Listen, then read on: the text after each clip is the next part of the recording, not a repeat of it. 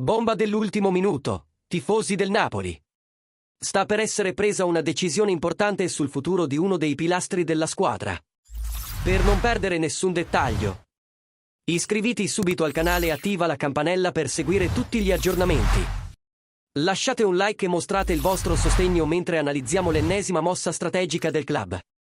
Secondo la Repubblica il Napoli è molto vicino al rinnovo del contratto del portiere Alex Meret. Dopo settimane di speculazioni, Aurelio De Laurentiis e Giovanni Manna hanno fissato un incontro decisivo con l'agente del giocatore, Federico Pastorello, per definire la trattativa.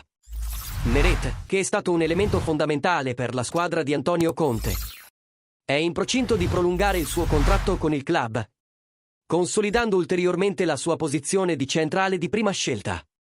Inoltre, il Napoli sta facendo progressi anche nella trattativa per il rinnovo di Kvicha Kvaratskhelia, altro nome fondamentale della rosa.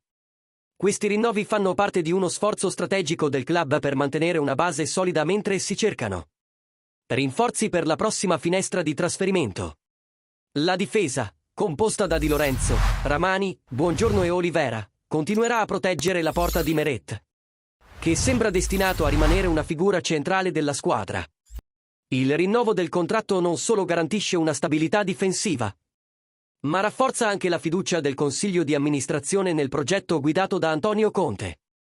Ora vogliamo sapere da voi, tifosi del Napoli, siete soddisfatti del rinnovo di Meret? Pensate che sia ancora la scelta migliore per proteggere la porta del club? Lasciate le vostre opinioni nei commenti e restate sintonizzati per ulteriori notizie sul futuro del Napoli.